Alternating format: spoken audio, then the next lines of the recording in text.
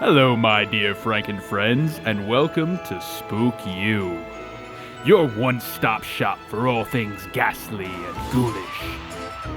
I'm your host, Barnabas Vixen. How horrible of you to join us. Curl up, invite your friends, and by all means, make sure those lights are out. That way it's harder to tell what may or may not be lurking around you. There's nothing like a good mystery, am I right? Tonight will feature a singular tale of devilish design, curated by those wicked weavers of woe. And without further ado, allow me to pass the reins on over to our vivacious voiceover virtuoso, Trey Falco, for tonight's sinister story. Please keep all limbs and side covers at all times. We wouldn't want anything to go missing now, would we?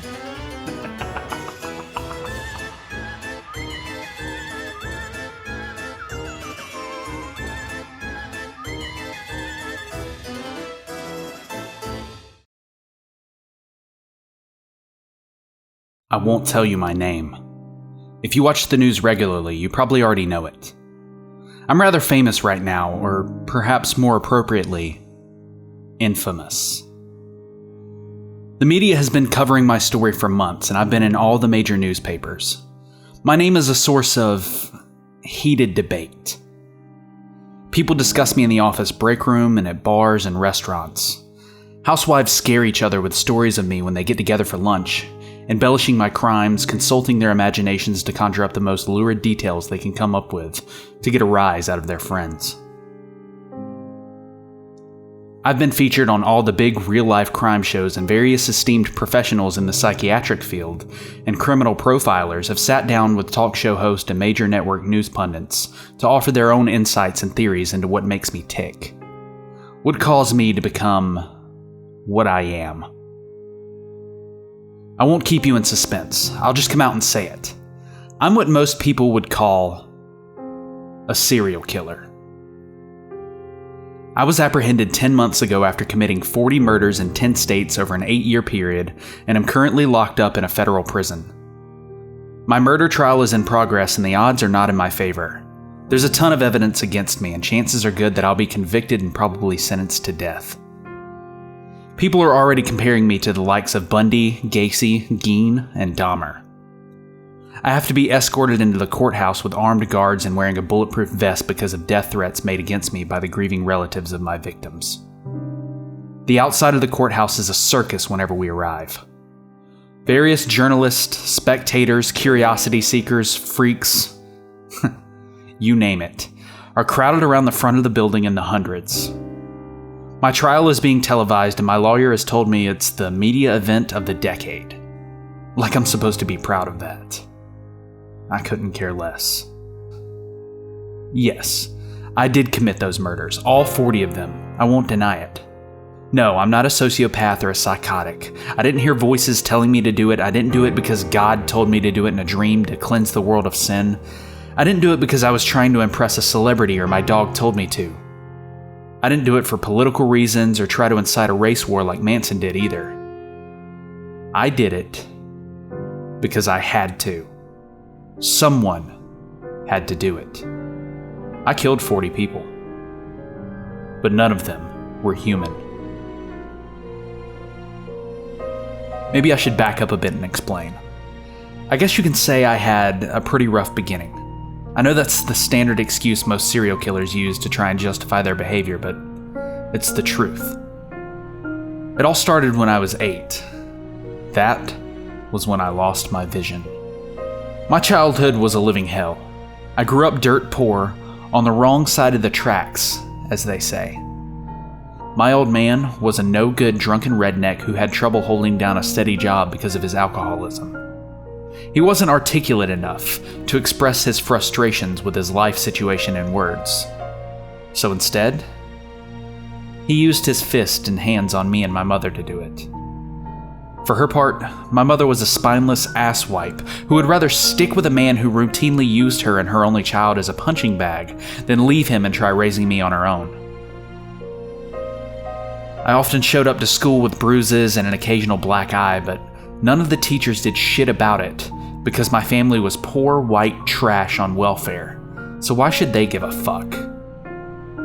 To her credit, my school principal did try to get the police involved a time or two, but whenever they or social services showed up, my dad would always weasel his way out of it with some excuse or another, and my mom always backed him up.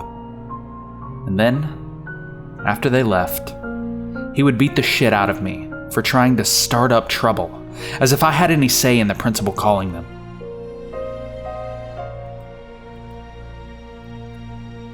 It all came to a head one summer day when I was 8.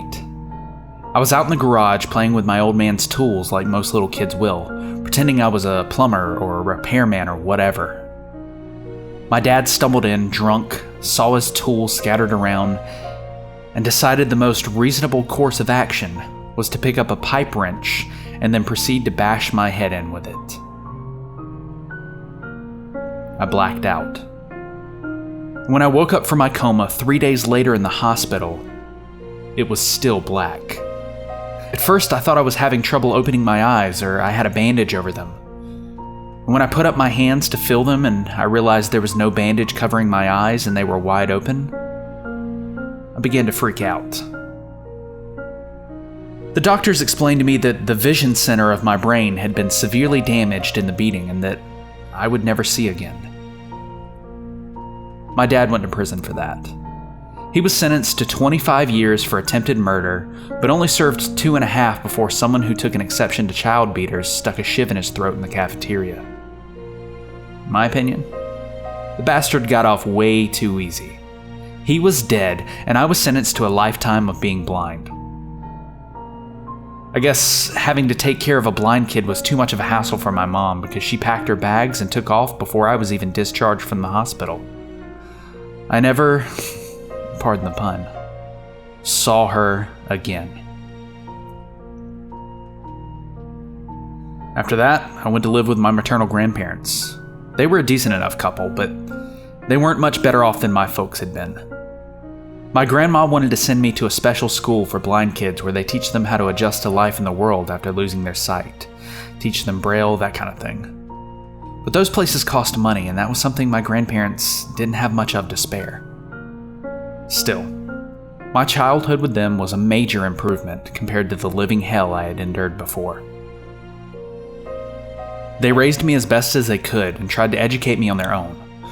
But they were country people and, well, not to sound ungrateful, not particularly bright. And it's not like I could attend a regular school in my condition. My grandpa died in a car accident caused by a drunk driver when I was 11, and then my grandma tried to raise me on her own until she died of a stroke when I was 15. After that, I was sent to live in a state-funded group home, which was just a fancy modern term for an orphanage. There, my life returned to a living hell for the next 3 years as I endured abuse from the other kids, bullies taking advantage of my disability, while the overworked, underpaid staff, once again, pardon the pun, turned a blind eye. The administration tried to set me up with a foster family on several occasions, but I guess most people don't find the idea of taking in a blind teenager very appealing. When I was 18 and legally an adult, the group home kicked me out, leaving me to fend for myself. Isn't bureaucracy great? Which was no easy task for a blind guy with no real education or skills. I did the only thing I can think of. I turned to panhandling. I'd stand on the sidewalk with a cardboard sign a store owner had made for me out of pity, begging anyone who walked by, getting by on the charity of others. As I was to find out the hard way, in this day and age, a lot of people don't have much charity to spare, or compassion. I've been spit upon, insulted, called names, told to get a real job, and accused of faking my blindness for sympathy. A couple of times I even got beat up, I guess just for kicks. It was pretty much just like it had been in the group home. Hell, for all I know, it even might have been the same kids. One hard lesson I've learned in my life is that some people never change. If you're born an asshole, you're gonna die an asshole. There are some people who still have a spark of kindness in their hearts, though, and I usually made just enough during the day to buy a meal with. Mostly I slept outside using the narrow space behind a dumpster for shelter, bundling up in trash and old newspapers to stay warm. A few times, someone was kind enough to guide me to a nearby homeless shelter so I wouldn't freeze to death in sub-zero weather. That was pretty much how my life went for the next 10 years. I got pretty bitter about it after a while, wondering if this was as good as it was ever going to get for me.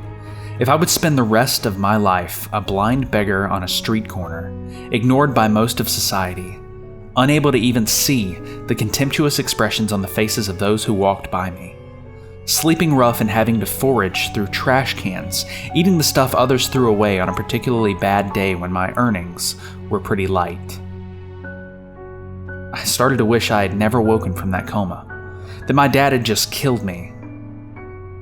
I started to contemplate suicide, thinking about just stepping into the road anytime I heard the sound of an approaching engine. And I might have done it too. Until I met him. The doctor. Hello, listener. Barnabas here, and I'd like to take a moment to talk to you about something that's very near and dear to our hearts here at Spookyou. Blood. That succulent scarlet, the crimson cascade of delicious viscera. We can't get enough of it, and we hear you have plenty. That's why we've partnered with Dr. Acula's Blood Bank. Doc Acula is a medically licensed professional specializing in the removal and storage of that sweet life juice that flows through your veins. With your contribution, you'll be able to feed hundreds of starving vampirites with a single donation. And think of the tax write-off. Am I right? Call today for your free consultation and see what you can do to help your community.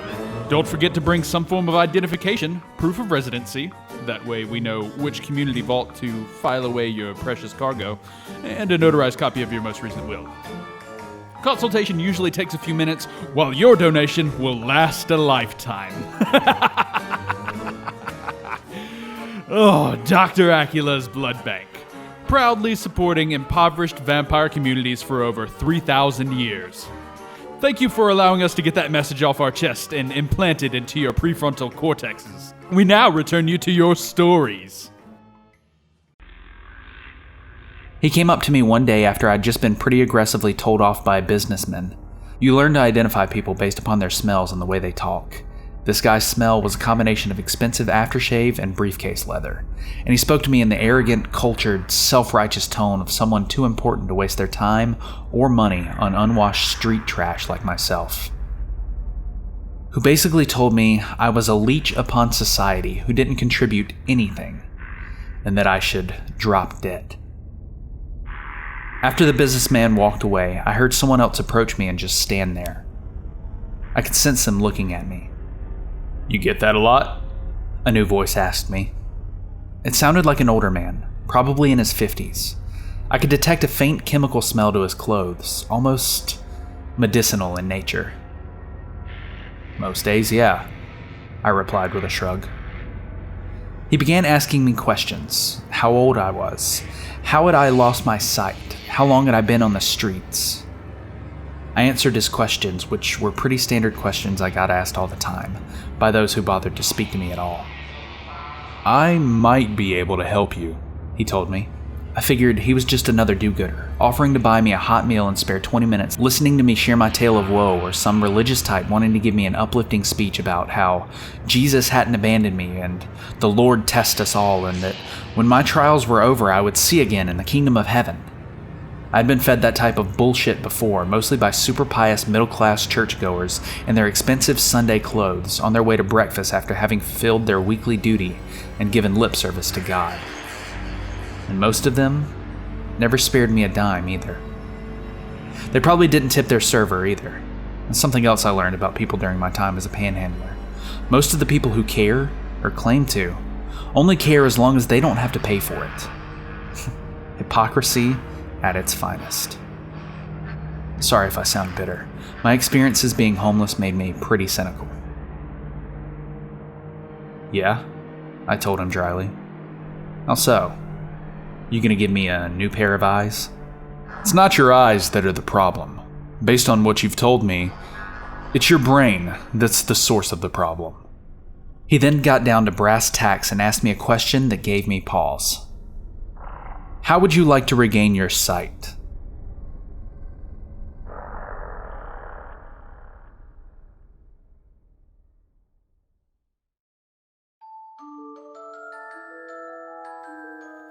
Welcome back, my darling deviants. Well, tell me, did you enjoy that twisted tale? Of course you did. I knew you had that air about you, that hunger for the horrific and the macabre. So, did we spook you? If not, then file a complaint with our complaint department detailing all accounts of non-spookiness you found in this video, and we'll get back to you in 2 to 3 millennia. Give or take a business eon or two. However, if you've enjoyed what you've just heard this evening, then make sure you leave a like on this video and annihilate that subscribe button. Such a small act of obedience is exactly what we need to put the food on the table around here. There's only so many days we can have refried kidney and toe jam hash before I'm absolutely sick of it. Spoiler alert, that ship sailed long ago. Now, I must bid you adieu. I've many things to take care of, and this outro is eating into my day off. Run along now. Have no fear, we'll be here every Tuesday and Thursday to bring you another terrible tale. Go forth, my ghastly gang, and stay spooky.